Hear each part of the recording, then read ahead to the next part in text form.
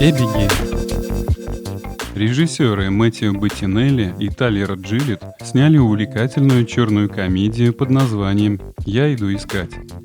Однако, данный нетребовательный хоррор, который я хотел бы обсудить, не вызывает у меня никаких позитивных эмоций, не говоря уже о восторге. Насилие в современном кино стало одной из основных форм социальной коммуникации, представляя гротескное зеркало гипернатурализма. Авторы оседлали доминанту насилия и галопом несутся в кровавой прозе бытового абсурдизма, призывая зрителя не думать, не размышлять, а только развлекаться, выпучив глаза. Такой примитивизм имеет место быть, особенно если автор уникален и обладает собственной харизмой. В данном же случае мы лицезреем гипертрофированный детский образ в музыкально-хореографическом перформансе.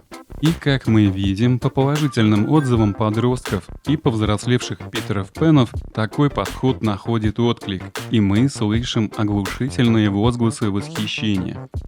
Вот что пишет Джеди Арагорн. Это тот Арагорн из «Властелина колец», который из «Звездных войн», ну вы поняли. В Эбигейл столько крови, мяса, ошметков, внутренности, хруста костей. Чьи-то аппетит разыгрывается. Кликай и заказывай куриные ножки с крылышками KFC, чтобы разодрать их своими зубами. По части кровавого веселья ваша новинка проката держит уверенный да бодрый темп, который не заглушает несколько диковатый сценарий с множеством поворотов. А вот что думает Blasted Shadow, теневой темный бластер, который светится, ну вы поняли.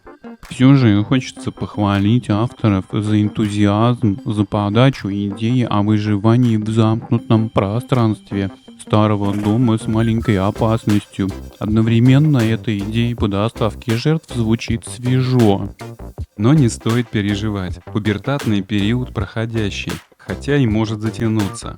Лейтмотив картины – сосательная конфета, детское лакомство, и в картине оно ни с чем не связано. Скорее всего, это что-то личное. Очень бросается в глаза макияж героини, очень контрастный мейкап. Видимо, гримеры старались омолодить актрису или загримировать недостатки. Начало фильма достойное. Разноплановые герои, интересная нестандартная завязка, неплохое знакомство с персонажами через характеризующий их словесный портрет. Но все это только до главного поворота. Основа фильма, или скорее его недостаток, заключается в главной сцене действия. Бесконечной погони за жертвой, игры «поймай, если сможешь».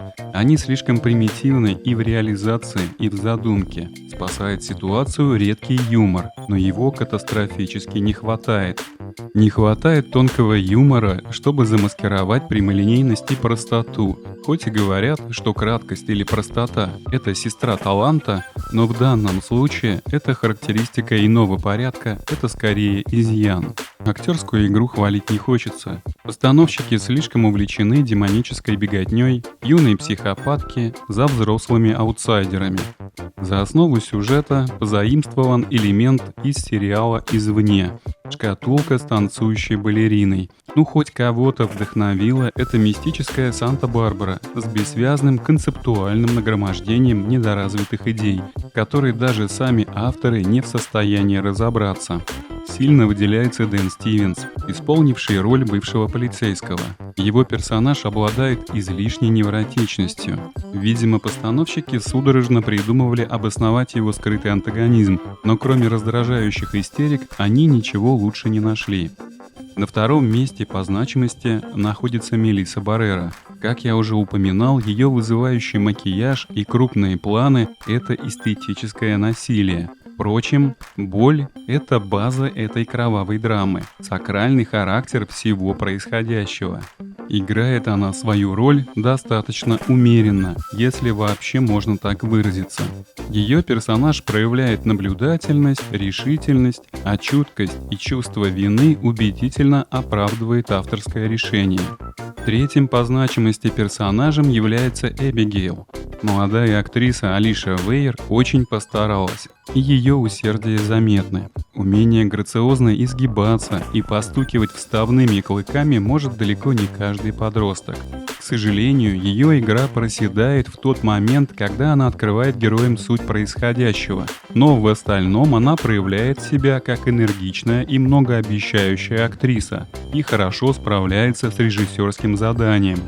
Особое впечатление произвел образ отца Эбигейл. Это лучшая актерская игра в этом фильме. Мэтью Гуд демонстрирует мастер-класс. Его эпизодическая роль оказалась ярче, чем весь фильм в целом.